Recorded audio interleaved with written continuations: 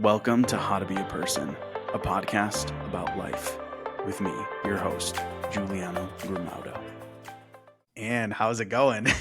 It's going great. Thanks for having me, Welcome Giuliano. back.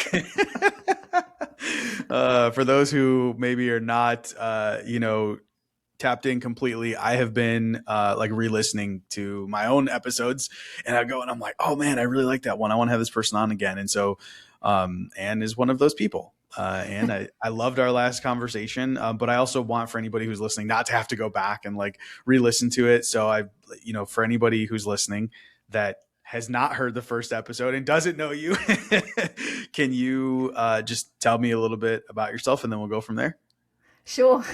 I'm just a regular person, nothing special about me, but I have developed these crazy inner powers that I didn't know were available to us before. And I just did it through what's called inner work or shadow work, and it just got deeper and deeper and deeper. So now I can put my awareness inside my head, and I've shifted my skull bones, and I've grown taller in my 50s. So I'm going to share that. Gosh, yeah, I remember that in our previous conversation, just thinking that is crazy. And I think for a lot of people listening, they're probably thinking, wow, that's nuts. How is that even possible? So let's talk about it a little bit. What does that even mean? How is it that just through your awareness, you're able to shift something physically inside your body?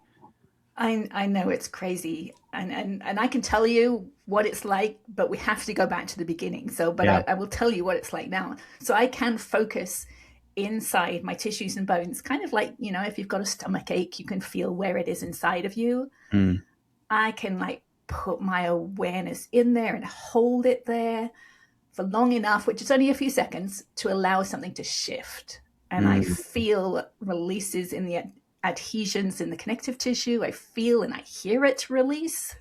Wow. So, I know things are shifting inside. So that's what I do. So I'm releasing now. Right now, I release tension in my palate and my jaw, mostly in my neck still. And it's really deep, old tension that's been in there for decades, a long time. And I'm only now getting to it. But, it started at a very different level. It started at the level of emotions and memories, and it's just got deeper and deeper. Interesting. Yeah, I've one thing I heard not that long ago, someone was talking about when you have pain in your body, right? Obviously, you're talking about long-term tension that's being held, but I heard something similar about pain, that when you have a pain, if you can focus on it, right? Which in your words, right? Bring your awareness into it. And the way they described it was expressing appreciation for it.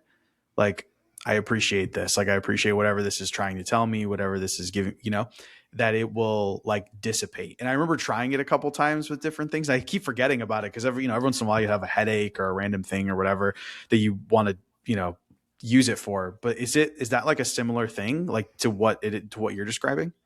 It is. I mean, pain is your body's call for attention, right? So we want to give it attention. Now, I've done experiments and I've worked out that I don't want to do anything to it, right? So I don't acknowledge it. I mean, I don't appreciate it. Okay. Right. Which is, it's in some ways trying to change it. What I do is notice it, acknowledge that it's there, and just feel it, right? Without trying to change it in any way whatsoever.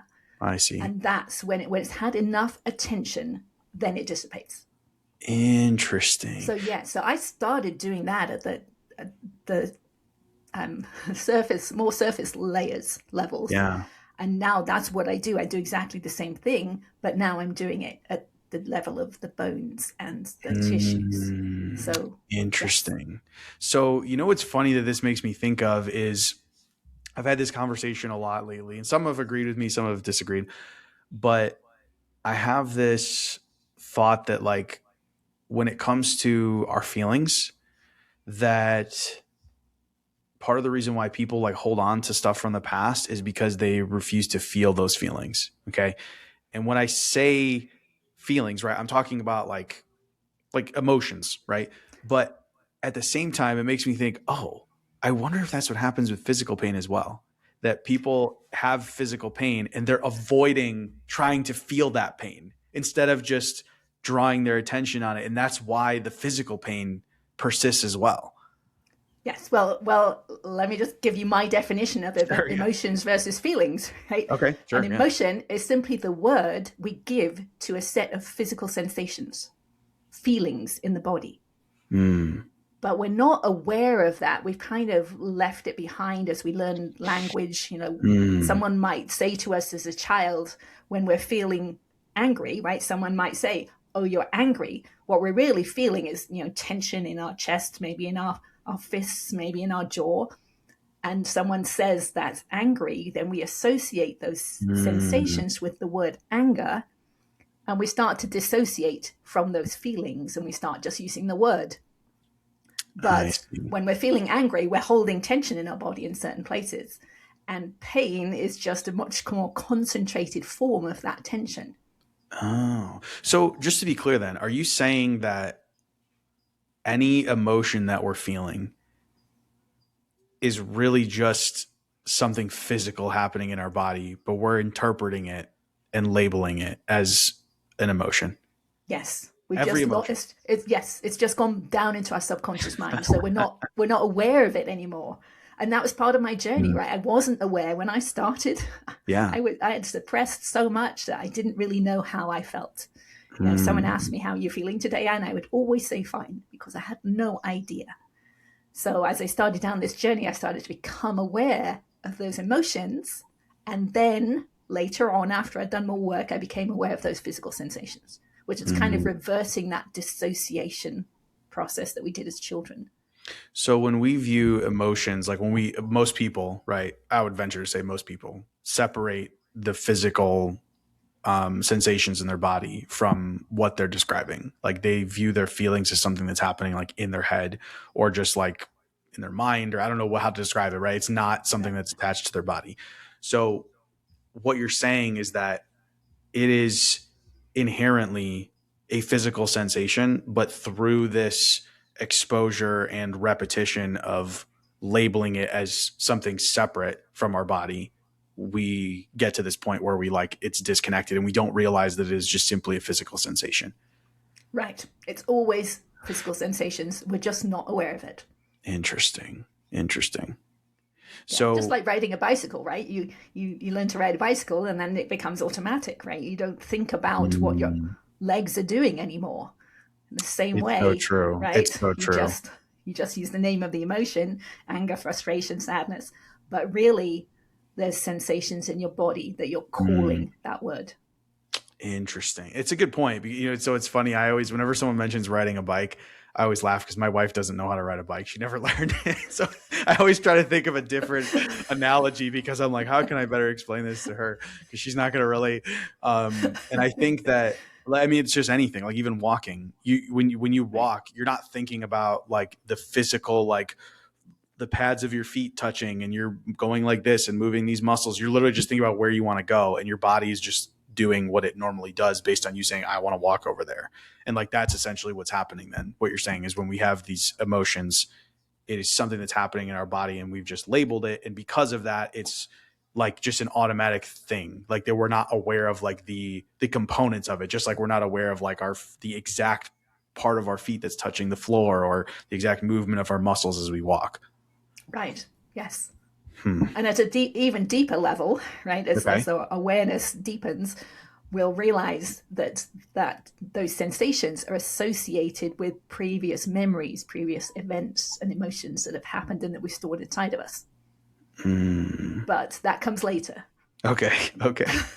But it's obvious when it happens because you start releasing tension in your body and the memory just pops into your mind as it releases. So it was associated with that tension. That's so It's weird. wild. It's Yeah. so weird. It's not this is coming from a judgmental place. It's like I think that we tend to live our lives in a way that it's almost like we have to live this way or else we would go crazy. But we live our lives under a set of assumptions of what reality is. Because if we don't, then we would have to question everything in every moment of every day. But like when you say something like this, you're just like, okay, this just makes me question how everything works. You know what I mean? It puts you in this moment where you're like, wait.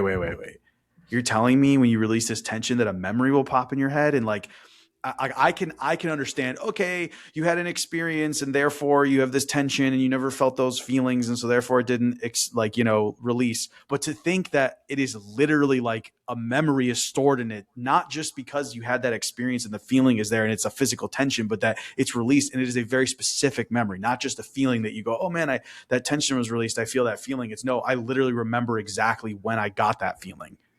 Yeah, it's more of, in my experience, it's more of a place memory. It's like, so I've lived in multiple countries across the world. So Oh, I'll be releasing tension, and it's like, oh, that was Hong Kong. It's like I can what? actually feel where it was. It is wild. Now, let me just tell your audience that I used to be a software engineer, Okay. right? So this sounds really weird, but I have an engineering mind, so I had to put words to this, and I had to experience the physical changes and then get evidence. Right, I had X-rays taken. I had to really know that this was working, because it just sounded like it does to you and everyone else, probably just sounded too weird. But Mm. I can translate it now into spiritual language, right, which I Oh, couldn't do at the beginning, right? okay. So I know this is an open inner eye, or what people call a third eye, right? It's insight, it's the ability to see inside the body, sense inside the body. So it's happened before, people know about it. It's just I'm now explaining it through my lens.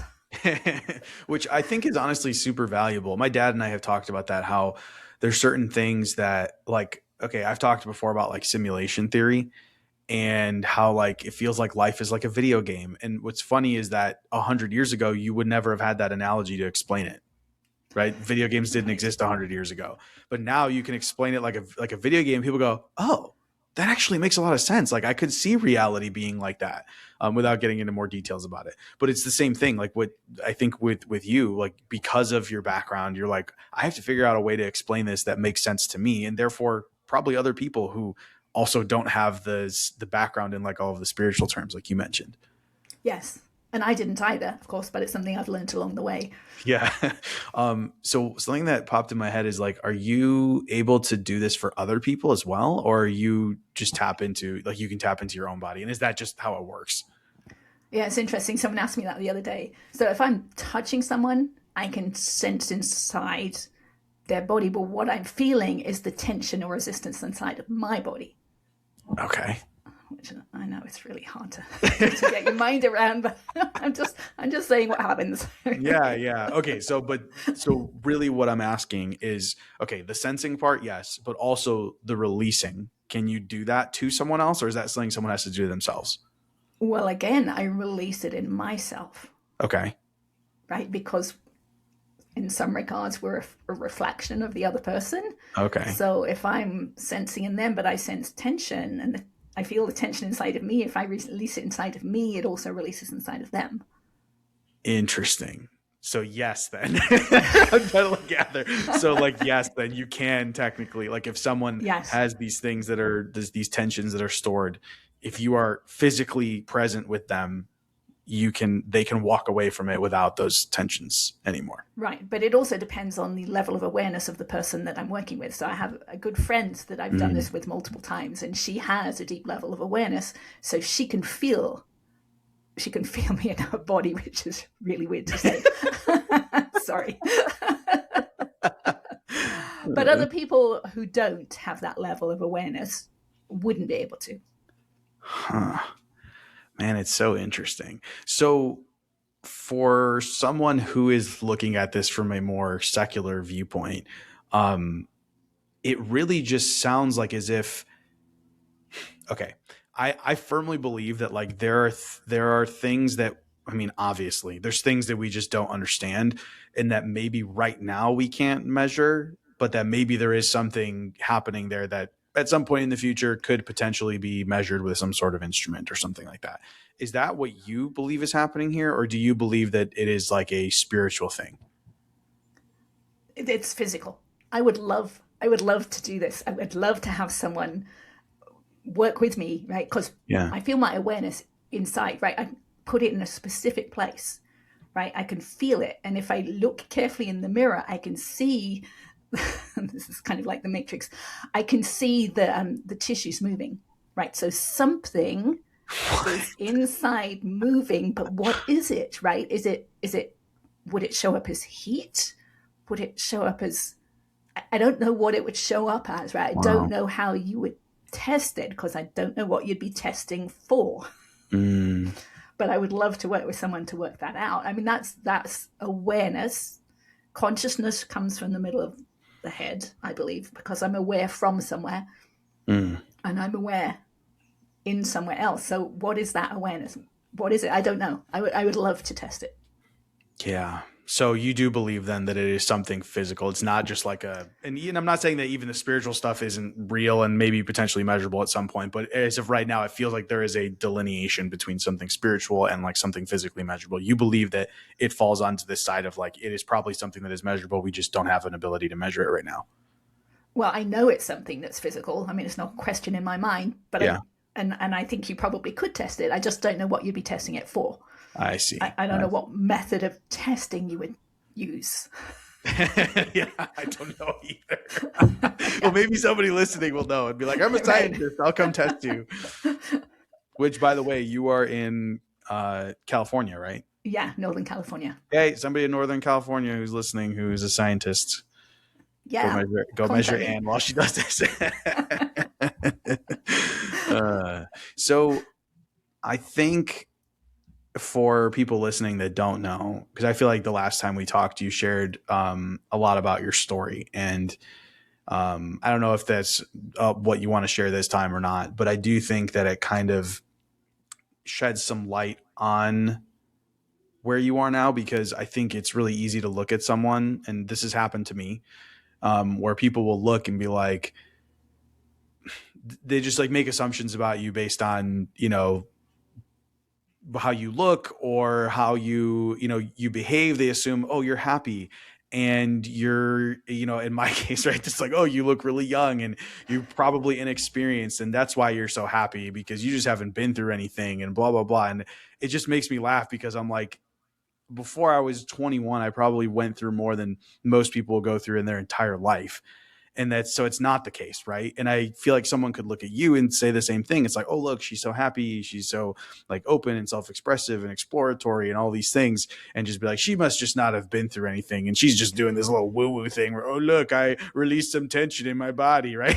I always play devil's advocate of like what some asshole could be thinking while he's listening to this, um and I think it's helpful for other people listening to even hear that side of it, because they go, okay, yeah, that's a good point. Maybe this is, just something in their head, and maybe they haven't been through a lot, but I know that's not the case. So I'm just curious what you'd be willing to share with people who are listening based on that. Yeah, sure. Because I think people need to be able to do this work themselves. I'm not the only one that can do this, right? So Mm, I know it can change people's lives. I was just looking for inner peace. I wasn't looking for any of this woo-woo spiritual stuff. I just wanted inner peace. yeah. So that's what I was searching for. And it was because, multiple things in childhood. So I was born with my right foot up against my right shin. So my whole body was twisted when I was born. And I had like a few weeks of physical therapy type thing. And then I was handed over for adoption into a family who'd already suffered a trauma. So they had adopted a boy, so he was two, ended up being my brother. But then they adopted another little girl, and the birth mother changed her mind. So they had to hand her back. And I was the replacement in the family for that loss. So there was no real connection because Mm, obviously, if you adopt a little baby and you have to give it back and then you get another one, you'd be afraid that the same yeah. thing would happen. So they were So like probably like holding back emotionally from yes, connecting right. with you I maybe have a the way they photo would of have. my mother holding me like at a distance. Really? So yeah, so there was that. And then my birth mother, didn't change her mind. So then at 6 months, started to move around the world. So we moved to Barbados first, then to Sierra Leone in West Africa. Wow. And when we were there, we had a house fire. So I was about 4 or 5. And I woke up one morning, I could hear these noises, and I was trying to work out in my mind, what am I hearing? Because it was not a noise that I recognized. Mm, And then I opened my eyes and I saw the flames coming in through the bedroom wall, where the ceiling and the wall connect. mm, So that was quite a substantial trauma right sure. then. And I went to the top of the stairs at that point. It was early morning, and my dad was downstairs in the kitchen drinking his coffee with his radio on. And I called down to him and I said, "Dad, there's a fire in my bedroom." And he said, "No, there can't be."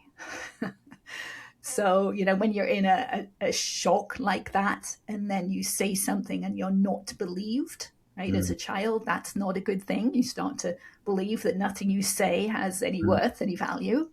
yeah. It's not believable. So that was part of the story. And then after that, we moved to Hong Kong. And when I was 9, I was sent to boarding school in England, which is halfway across the world, right, from Hong Kong to England. And I was sent to a boys' boarding school. So it was my brother's boarding school, who was 2 years older than me. Mm, And for the first year, I was the only girl boarder there. There were some day girls who would go home at night, and then I was left with these boys from age 9 through 13. mm. And my teeth were horrible at that point. I mean, they've had a lot of work over the years, but they were terrible. And I was teased mercilessly by those Mm, boys. It was just terrible. So then it was hard to trust, right? Boys, mhm. maybe even men. So I had that. And then when I was a teenager, both my parents became alcoholics. So life at home was hell. My mum would start drinking in the afternoon and would drink a whole bottle of sherry a day. My dad would drink morning through lunchtime into the afternoon. So there was no one that I could trust except very early in the morning, right? When they were Mm, both sober. That was okay. But they would say things then they would change again later in the day, yeah. right? So life was unstable, very Yeah. unstable. My dad had anger issues. I had to walk on eggshells all the time. So that was, and then, of course, the big one it was when I Yeah. was 19. I found my mother dead on the bathroom floor. She had died overnight, had walked past my bedroom in the night as she was hemorrhaging. And I found her in the morning, and I was the only one at home at the time. My dad was working in Saudi Arabia. My brother was at his girlfriend's house. So that was a huge trauma on top of all of the others. Well, and she had So died she, overnight, right? So how long, I right, mean, maybe it's too much detail. I don't know. How long had it been since she died before you found her? don't know. Okay. I No, don't I know. was just Yeah, curious. yeah. But she had had cancer of the throat and lungs from smoking and drinking, and a tumor had burst. She would cough Mm, nonstop to try and get rid of the tickle in the throat from the tumors. I So see. one had just burst. So yeah, I don't know how Wow. long. Yeah. So then when I was 21, I moved to the States, hoping that I'd left it all behind. But of course, we don't do that, right? It all No. stays inside of us. So I just carried on with life. And then I got married, I had kids. And then I had like what I call a business altercation with two other mothers at my boys' school. Okay. And they told me I'd done something wrong. And I could not stop my mind spinning, just over and over, like what they said, what I could have done differently that I didn't do, and what I Mm, did do. It's like I just could not stop my mind spinning for 3 days. And it was at the end of that I realized, okay, this is not normal. I tried to think, is there anyone I know who would do this? And I couldn't think of anyone. mm, But then I also realized it felt a little bit like how I would react when my dad told me I'd done something wrong. mm. So that was the first inkling, and I was about 40 at this point. It was the first time I'd realized, oh, maybe my childhood is still affecting me. Wow. And that was the beginning of my unwinding journey. Yeah. Hey, it's Giuliano. I'm just popping in here to say how much I appreciate you being here listening and that I hope you're enjoying the show. The more support that the show gets, the more episodes can be produced. If you can only support by sharing it with others or leaving a review, I appreciate that so much. But if you're the type of person who would like to support the show directly, you can do so by visiting howtobeaperson.co and click support the show, or just click the link in the show notes. Every bit of support means the world to me, and no matter how you choose to support the show, I appreciate you being here listening. I love what I do, and it's because of people like you who listen to the show that I get to keep doing it. Thanks again so much for being here. All right, back to the episode. So I have a question. Up until that point, you didn't realize it, but looking back now, from like, let's say 21 to 40, were there other things that you can look back on now and be like, wow, it was definitely affecting my life? Oh, absolutely. I mean, I had a lot of physical digestive issues the whole time, scoliosis, just all sorts of physical things. But I looked for other people to help me, like Mm, chiropractors or diet changes or this or that or the other. And they would work for like a little while, like a week or yeah. two maybe, but then I'd revert back. So nothing changed long term. Mm. Yeah, I think that's a lesson that I feel like I've come to learn more and more over time is how we as a society are trained to give away to someone else authority over our body, which is so strange. It's like it's literally the only thing you own. Like, like everything can be taken away from you. Your body can't. Like, I mean, obviously parts of your body, but my point is that like it is the only thing in this life that is yours, and yet somehow we've been conditioned to give it away, give authority over it away, right? To doctors, to someone who we think knows better than us, when we're the only ones who have ever been in this body, right? In our Right. own bodies. We are the only ones who have to live in it forever. We're the only ones who continue to function inside of it, who are aware of its patterns, who are aware, right? It is, there is nobody who is a greater authority on your body than you. Yet somehow we Yeah, we're actually, trained. yeah, we get to this point where we think we have the least amount of authority over our body. We go, oh man, I've been feeling this, but I really don't know. I really need to ask the doctor because they would know better. And it's just like, I'm not saying this to make people feel stupid or reason that way. I've reasoned that way for a very long time. I just think sometimes we miss like some of this just basic reasoning, right? Where it's like, hello, you're the only one who exists in your body. Like you're right. Just giving that reason, you're like, oh yeah, I guess that's true. Like, why would someone else know more about my body than me? Now, obviously there's certain things where you're like, okay, clearly this person has studied how overall how bodies work, but like your own personal body, like even though there are things that you can say, okay, human beings as a pattern, your body works this way, that is not actually true 100% of the time. There's nothing out there that is like 100% of the time this is true. It's like it's even anything that's established is like most of the time this is true, but there's always exceptions, and there's always things that like, well, there's diversity within each body, and maybe this works or maybe it doesn't. That's why there's things that like there's variation in results when it comes to treatment, right? If everyone's body actually did work the same, they would just guarantee all results will be 100% guaranteed. You're like, well, of course, every body works the same. Why wouldn't this work? No, right? It's because that's not the case. They don't. And there's like no one who knows your own body better than you. Right. Yes. And there's also levels of that. So, for example, you could go to someone who would do like fascia work on you, right? That's someone else working on you. There's also you could do fascia work on yourself, right, with a fascia blast or some block therapy or something like that. Mm-hmm. That is you working on you, but it's not you working from the inside on you, right? So a deeper Mm-hmm. level still is doing the work that I talk about, Yeah. which is going inside and feeling the connective tissue or the fascia, right? So there's different levels as well. And in my experience, this is the most powerful, but it's hard for people to get that, right? We're conditioned. Yeah. We're so conditioned to look outside of ourselves. Yeah, that is something external. Like you said, Yes. even with the working on yourself, you could be working on yourself from the outside in instead of the inside out, which is the Right. proper order. Interesting. Um, you know what I'm curious of? You had mentioned a couple different things like physically that were ailing you previously. Could you? Was it just those couple of things, or is there more? Like, can you be specific? Just so if anyone's listening, they can go, "Oh yeah, I've struggled with that, or I've had that. Maybe this is my issue." Um, Digestive issues, back issues, migraines, had migraines for a long Migraine. time. Um, yeah, those are probably the main ones. At one point, Okay. my knees were so bad I could hardly walk, but it Mm, was diet that fixed that. okay. So changes can fix some things. Yeah. And there Yeah. was a time when I thought they could fix everything, right? Okay. Making dietary changes, but no. And Yeah. this is just another level that I didn't know was available to us. Yeah. Yeah. That's really interesting. I think I always feel like I'm a very open minded person and I'm open to stuff like this, but I always try to just look at it from the perspective of people listening who might be skeptical. And and that's part of the reason why I want to share like what some of your symptoms were, so that someone listening, if they do hear it, they could go, okay, well, maybe let me try this and see if I get some sort of relief with these symptoms. I think we tend to, just like we go outside to, have to try to fix something internal. A lot of times we believe that whatever we're struggling with is because of something external. Right. And like, for example, with your knees, it was external, right? I'm not saying it's never external. In your case, it was, hey, I needed to change what I'm putting into my body. So it was an external thing.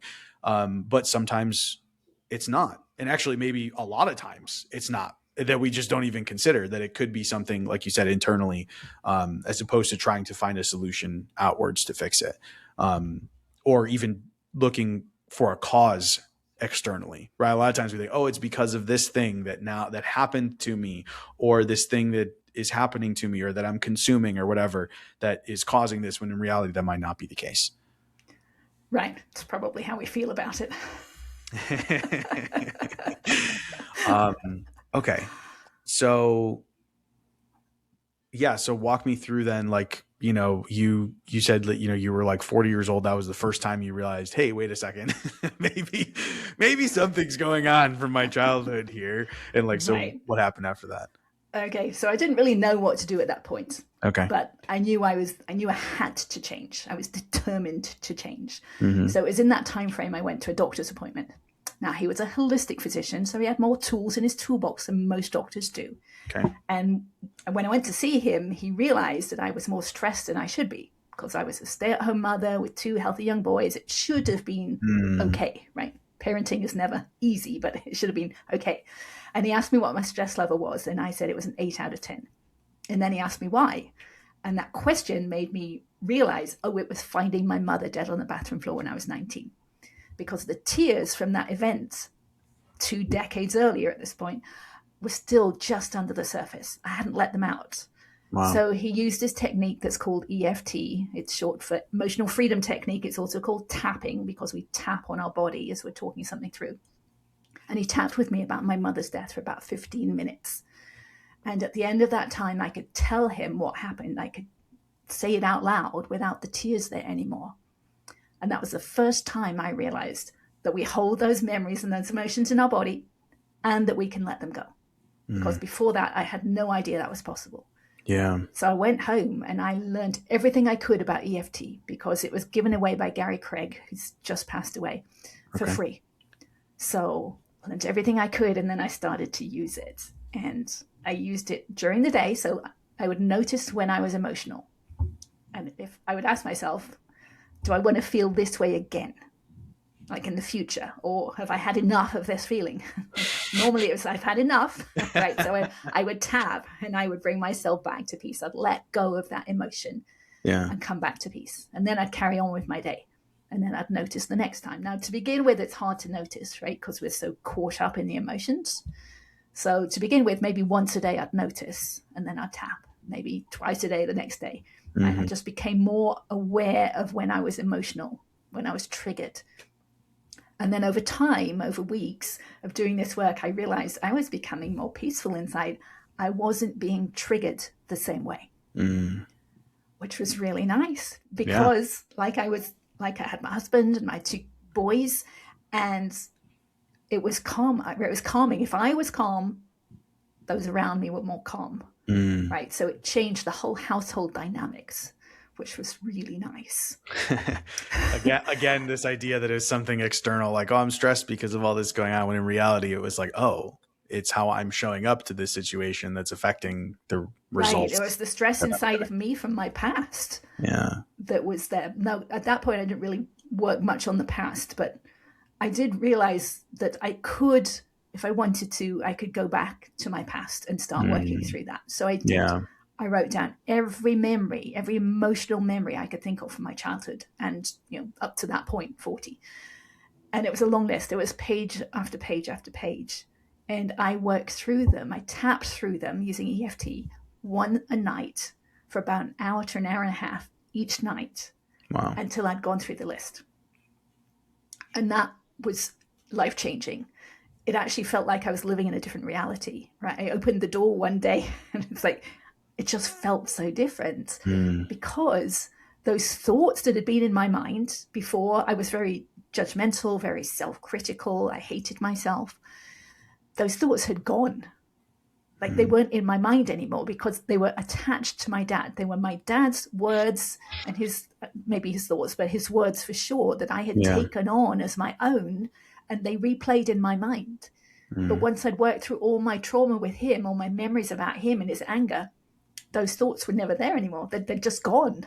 Mm. And what was left was nothing, right? It was peace. It was no thought. Mm. So my mind was quieter than I'd ever experienced it before. Yeah. Okay, I have a couple questions. So when you're doing the tapping, just so I understand, this is the like release of emotions, like what we were talking about earlier, like they're the tension from the emotions. Yes. Okay. And does that have that, do you have to like relive the moment? Meaning like you know how you said, oh, those tears were just under the surface. Did you let them out? Like, does the tapping like cause the release of those emotions, or is it just like subside and go away? Yeah. No, we let them out. Can you imagine how much tension our body has to exert to Yeah. hold tears in Mm. for 2 decades? Wow. Right? So most of us have memories from our childhood where we were told to suck it up, right? Or don't cry. And we stopped at that point. We held those tears back. So if we re-access that memory and let those tears go, we're freeing up a huge amount of energy in our body that can be used for other things like Okay, healing. so then sometimes when you do this tapping, like that the first time you said when he walked you through your mom, so when you were doing this tapping, you were crying. Yes. Okay, And okay, we tap through the story. So we okay. tap through me waking up that morning and noticing it was quiet when she normally had the radio on, right? And Mm, me really needing to go to the bathroom. And I was desperate to go and walking to the bathroom and finding her there. And then, yeah. what happened. So the whole story, but then we go back and we do it again. And Mm. then we go back and we do it again until you can tell the story without the emotion there. So it's almost as if, and correct me if I'm wrong, but because I'm trying to understand this. So when you're doing the tapping while you're relating the story, is it almost as if the tapping is allowing you to like let the emotions out? And so Yes. okay, okay, because what it sounds like is if like, oh, I'm just desensitizing myself to the story, but in reality, what's happening is you're already have told yourself this story a million times in your head, and you're already at a point where you're just repressing all of the emotions. The tapping while you're telling the story allows you to actually feel the feelings that you were meant to be felt in that moment that you didn't feel. Right. So the tapping, the physical aspect of tapping is really important Okay. because when you think about the story, your nervous system reacts in the way it did back then. Okay. And the tapping interrupts that normal pattern of the nervous system Mm. and allows the energy to release. Interesting. And release in the form of, in this scenario, crying. Right. But it could be many ways. And that was one of the things I loved about EFT, right? My Okay. um, computer science background. I like to have some evidence that it's working. So most people will yawn. That's one of the biggest feedback from Oh. the body to begin with. You'll yawn as you're tapping, and that's the body releasing energy. Some Well, yeah, people yawning is a burp. weird thing. I've seen people talk about yawning recently, and it's kind of a good point. You're like, there really is. I mean, no, there's no like official scientific explanation for why people yawn, and I didn't ever realize that. I was like, that's kind of a good point. And there, I saw this thing that said like people you're related to, you're more likely to yawn when they yawn as opposed to like a stranger. And I was like, well, that's weird. Why? Or like, I don't know. It's, I just I went down this little rabbit hole of yawning recently. So I thought it was weird, but that's Okay, so interesting. yeah, so that's one of the things that happen as you're Yeah. releasing energy, releasing emotion. You'll yawn. Some people will burp. Um, you Oh, know, bubbles in different places. yeah. Right, the body gives you feedback. Some people get really tired. I've had people fall asleep, literally fall asleep while I'm tapping with them, because Wow. it's just so much energy movement in the body. That is so So interesting. yeah, so it's nice to have that feedback, right? Then you know something is shifting.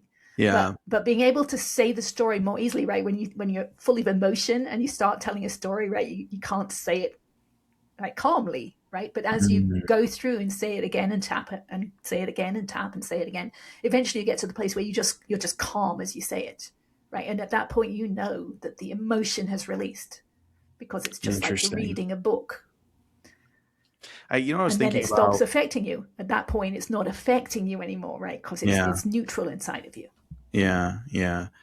I liked what you said before about like imagine like your body's held on to that, like how much energy it's using and like all of that. It made me think about like if you're holding something lightweight like a water bottle right here or whatever. Like if I'm holding it for 5 minutes, it's not a big deal. But if I had to hold it here, literally in front of my face for the next 20 years, like my muscles would atrophy. Like I would have all of these issues. You know what I mean? It would have all this tension and all that stuff. And it's like kind of the same concept, right? It's like there's something in your like things would start malfunctioning. Is my point, right? Like Right. this Our is a body very compensates, yeah, but we exactly. compensate. Yes. Exactly. This Right. is like a totally normal like thing to do right now. Hold this up. Totally normal. It's not going to hurt me. It's not even difficult in any way. But like if I had to do that forever, it would cause issues in my body. Like you said, my body would overcompensate in weird ways. Things would like grow weird. Like, you know, like it would just be like super, super like difficult on the body. And so you can understand how like this thing, like what you're describing as a physical thing inside of your body, of course, it is going to cause other physical disruptions in your body because it's almost as if yes, like you were supposed to have released that thing. It's like just like now I put the water bottle down. It's like you were supposed to put that down, right? It was you were supposed to hold it forever. You're supposed to hold it for a second and then put it down. And it's like you never did. Right. And so because Yeah. of that, it just like creates this ripple effect of issues throughout. Is am I understanding that correctly? That that's why there are other issues. Is it's not that those issues are necessarily a manifestation of the problem as much as a side effect of holding on to the emotions. Well, in my experience, it's the holding on to the emotions that are held in the connective tissue. And that causes tension in the connective tissue, which, it's called connective tissue for a reason. It's connected throughout your body, right? Yeah, yeah. Right. So it's going to affect something, and then that's likely to affect something else. So I'll Mm, explain that a little bit more as we talk through the different steps that I went through, sure, sure. because it Um, became clear. the other question I had was about the tapping itself. Is it like specific places that you're supposed to tap when you do it? It is. It's the same spots each time, the same points each time, Okay. and it works through the energy meridian system. Okay. So the places we tap kind of cover the body, right? They're not, each one is a specific energy meridian, but I think Mm, there's 9 of them altogether. okay. People add some more, some people add more, some people add less, slightly different ones. But it pretty much covers the whole body. So we just use the same ones each time. Okay, that makes sense. Yeah, because I noticed when you were like demonstrating that it looked like it was the same points, and that's why I was wondering if that was just out of like habit of like that's where you've always just done it, or if there was a specific reason why you tap in those specific spots. So I appreciate that.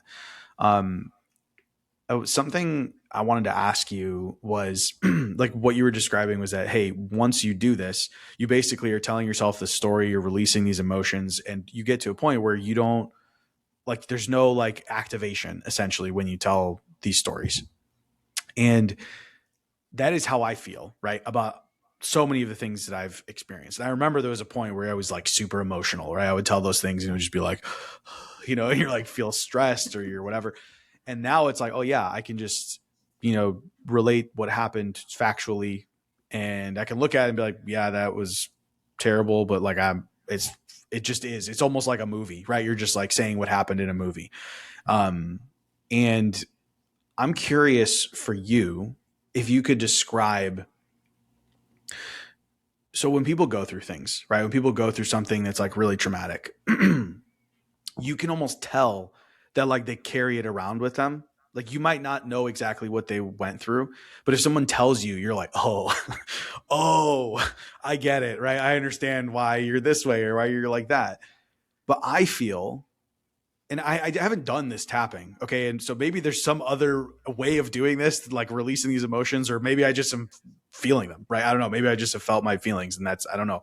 But my point is that I feel like I've gotten to a point where like what you described, where I look back on the things I've experienced and I can relate them because I was there and it's in my memory, but it doesn't feel like it's something that has to affect me right now. Like it's not like normally you would describe. That's why I said earlier when people will look at someone like me or you who's just like happy and open and all these things and they're like, well, they've clearly never been through anything, where it's like, no, I have. I just it's not happening to me right now. Like it just feels like it's a separate thing that happened in like not now. So I don't feel like it has to affect me right now. So I'm curious for you, right, having been through all of these things, like how do you view those things that you've been through, and how do you feel like it contrasts with maybe how other people like view the things that they've been through? Well, I kind of feel like I was supposed to go through it. Like there was a Mm, reason I went through it. I mean, my adoption story itself is a crazy story, yeah. and I think there was a reason for me to do it, because what I realized is most of the people who do this work have had a lot of trauma in their Hmm. life, right? Hmm. So it's like almost like a pendulum. So the trauma has taken them one direction, and they have the capacity when they do the healing to go the other direction. So then they have a Hmm. huge experience of life. Whereas Hmm. the people who've not had that trauma, right, they kind of stick to the middle, right? They're unlikely to do this work, right? So they don't have that huge depth of experience that those Hmm. of us who have had that experience then have the capacity for. Doesn't mean we do the work. My brother had all this trauma too, and he, stayed on just the trauma side. He never did Hmm. any healing. Yeah. But the Yeah. capacity is there, right? For someone like you or me who's Hmm. experienced a lot, we again can experience a lot the other direction. Interesting. You know what's so funny is I didn't say it before when I was describing it because I guess I couldn't have the words, but it's exactly what you just said. Where you almost feel like you had to go through it, like it was supposed to happen that way. Isn't that so strange? Because I feel like before you feel the feelings, I can think back to the time where I was so wrapped up and I couldn't feel the feelings that I felt like such a victim to the things that happened. And now I look back and I'm almost not even just neutral. Like I'm grateful. Like I'm like, oh my gosh, I'm so glad all of those things happened. It just seems like so backwards. But that is the part about this that's weird, is that it's almost like if you store it, it's like a bane of your existence where you're just like, oh, I hate this thing and I hate that I went through this.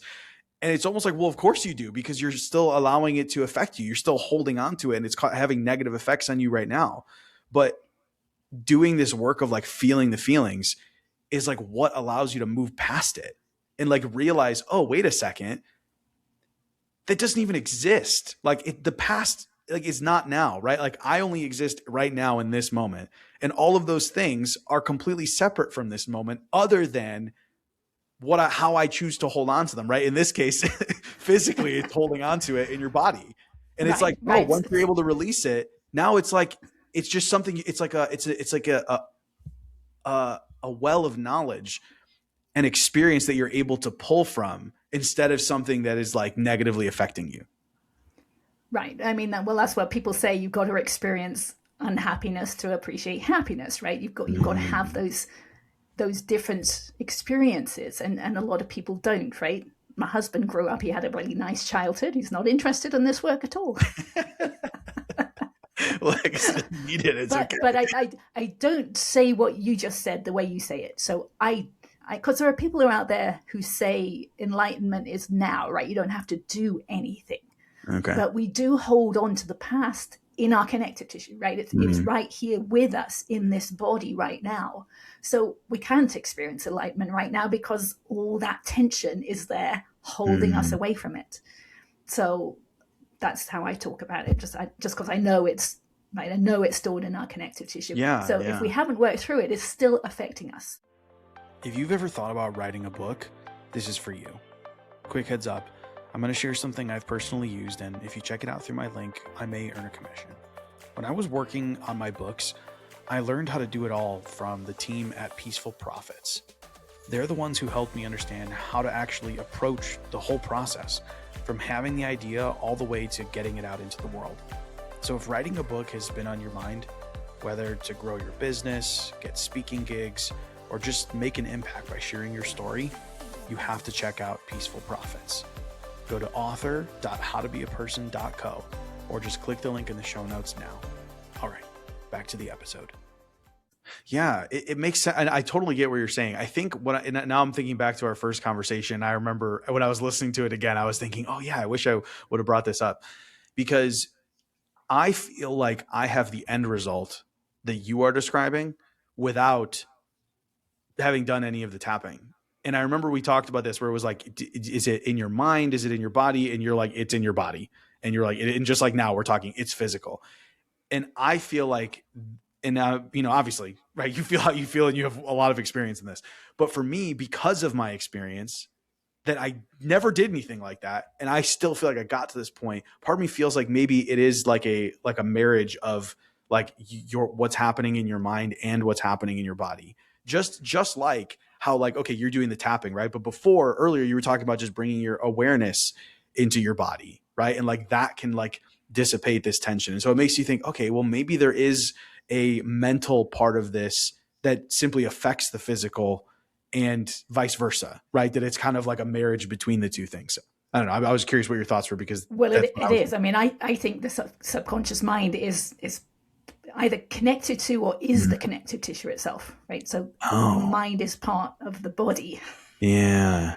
right? Yeah, So we always separate it as if it's something different. And it's like, hello, it's right, all in your body. I right, saw this right. Because picture the other day on Instagram where someone showed the nervous system. Like it was like literally a human nervous system that had been like removed from a cadaver or something.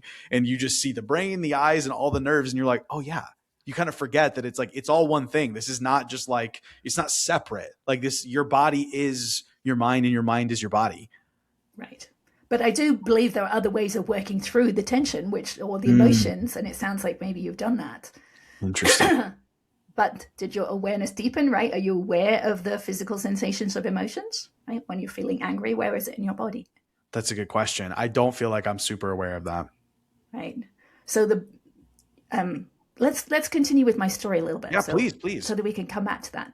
Sure. So once I'd worked through all my past and felt like I was living in a different reality, Yeah. um, I realized I wanted more, right? So I just kept going, but I realized I didn't need to do the tapping anymore because I could feel the physical sensations, right? Mm, So I became aware of my emotions first, then of physical sensations underneath the emotions. So if I was thinking of a memory, something like 9/11. So I worked on collective traumas at that point. okay. Something like 9/11, right? We all experience different aspects of that, right? We watch different news clips or whatever. We all stored those different things. So I would lay on the sofa and I would just bring the memory to mind and I would just feel those emotions in my body and just kind of surrender to them, like hold them at tension until they dissipated. Mm, And I just started to do that more and more and more. Right. So it's doing the same thing, but I'm not tapping anymore. I'm just doing it at a deeper level of self awareness. I'm doing it the mm. sensations in the body.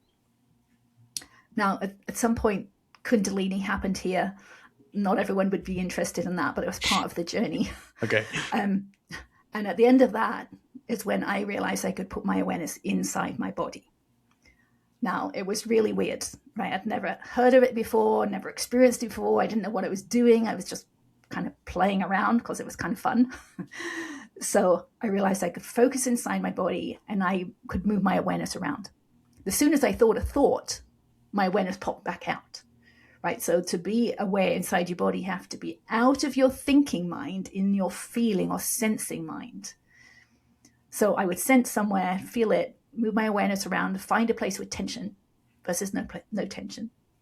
I would focus on the tension and I would allow it to release. So first I'm doing it with the emotions or with the memories with EFT.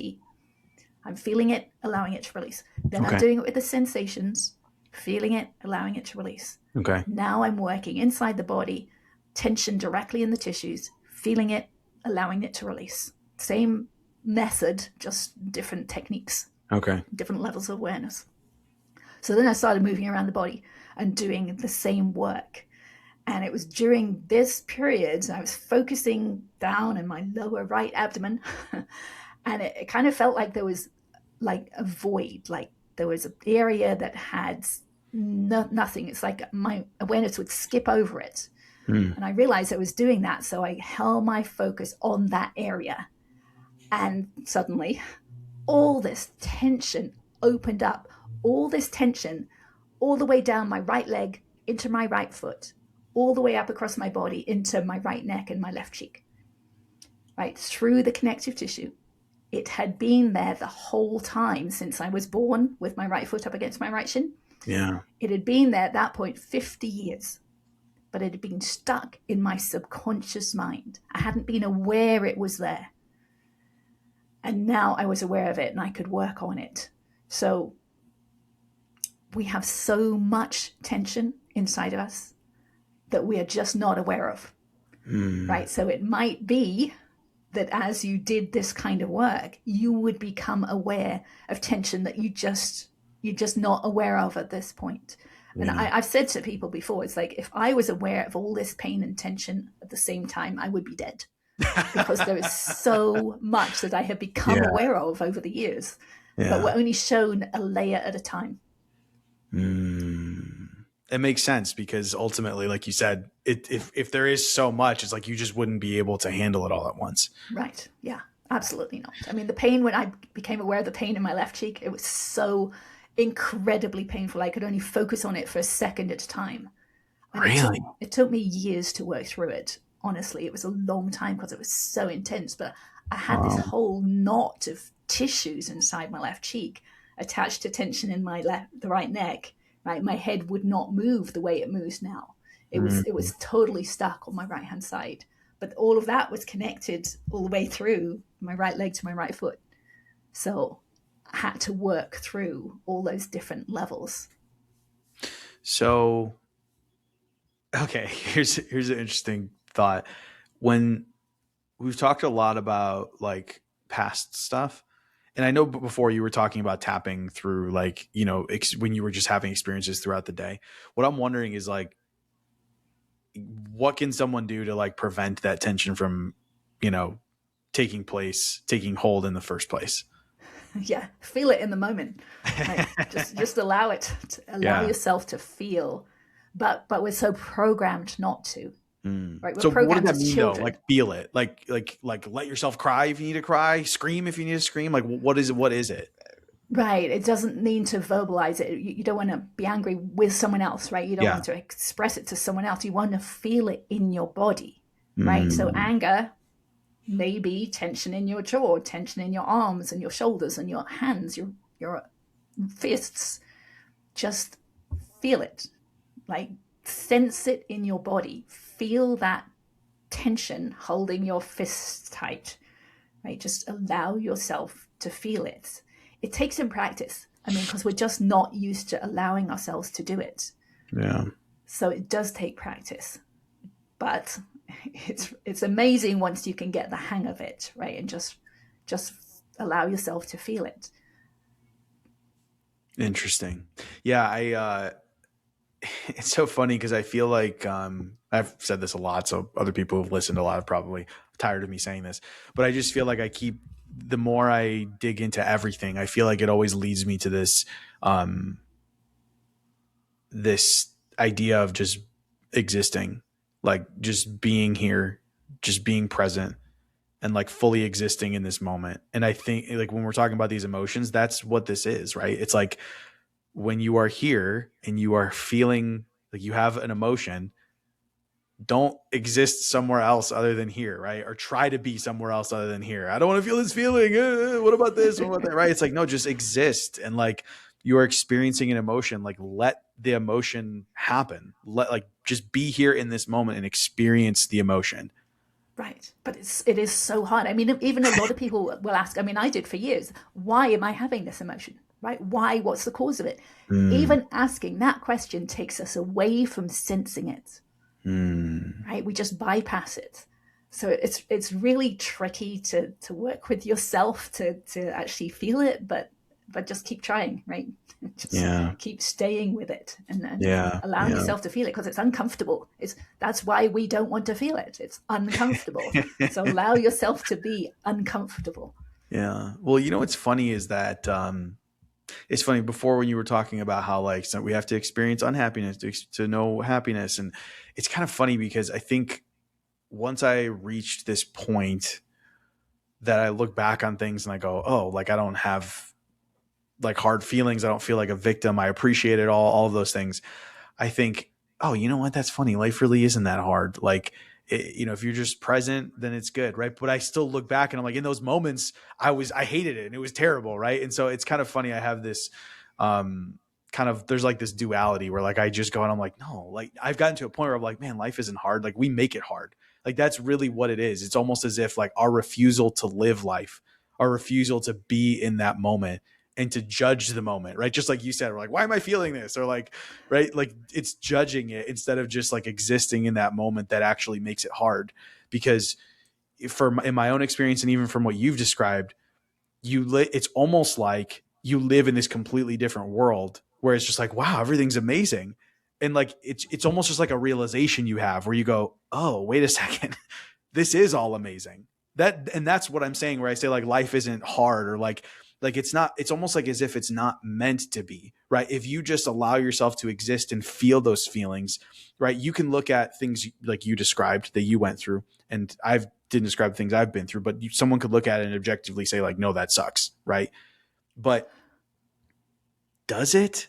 If like you live right now and you go, but it's amazing. Everything's amazing. And I think back of what I've been through and I appreciate it all. And it's like, all it really takes is just being willing to have the experience, right? It's fighting the experience that creates all the issues later on. Does that make sense?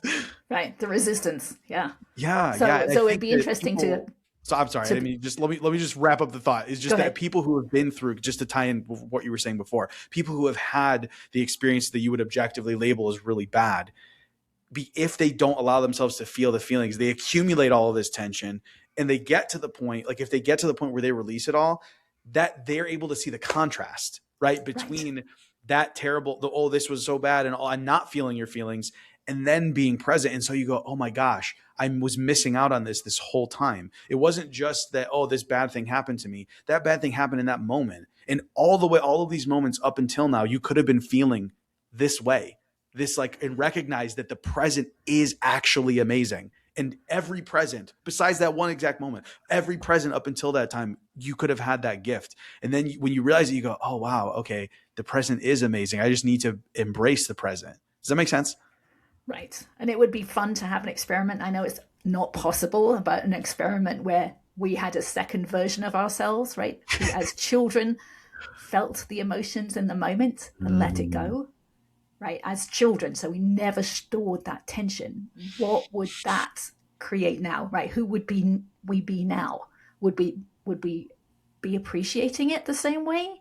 I don't know, right? I don't know. That's a great question. It's a great question. You don't know, because you're like, man, do you need the contrast to be able to see it? I'm not sure. You Right. know You what I'm might well, wondering? right? Because Buddha kind of grew up that way, right? Apparently, Mm, Buddha grew up in a perfect environment yeah, for many years, and then he went out and experienced contrast.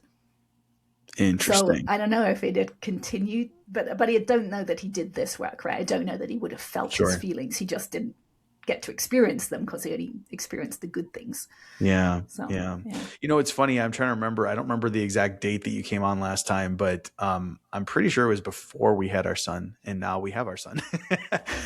He was born in June of last year, and so it has me thinking a lot about being a parent and all that stuff, and what you're describing, right? When it comes to like what's put on you as a child, and like how we're conditioned. And so I'm curious what you would say about, like, for someone who does have a small child like me or anyone listening, um, what's the application for parents with their kids when it comes to like this information, you know? yeah, right. Well, the first thing to do is work on your own stuff. Right? Work through your childhood stuff so that Yeah. you don't react the same way for your child. Mm, Because otherwise, you automatically, right, it's programmed into you, you will automatically start wanting to say things that your parents said to you, which is not good. mm, Right. So that's the first thing. But then with the child, allow them to feel their feelings. Right. If they're crying, allow them to cry. If they're upset on anything, allow them to be upset until it passes, because it will pass.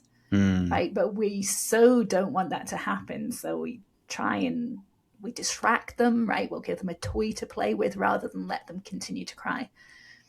So mm. that's what I do. I wish I knew this, ahead of having my boys, but I would also tap on them, right? I did tap on my boys because one of them was young enough at the time that I could just tap on him. Like when he had nightmares, I would just tap on him. I didn't need to say anything, right? I was just tapping on the points, and the emotion or the memory, whatever it was that was going through him, just released, and he could go back to sleep. Hmm. That's So it's a so great interesting. tool. Wow. Um, but before we got on, you were telling me that you have like a technique that you've been utilizing recently that you wanted to talk about. Can we talk about that?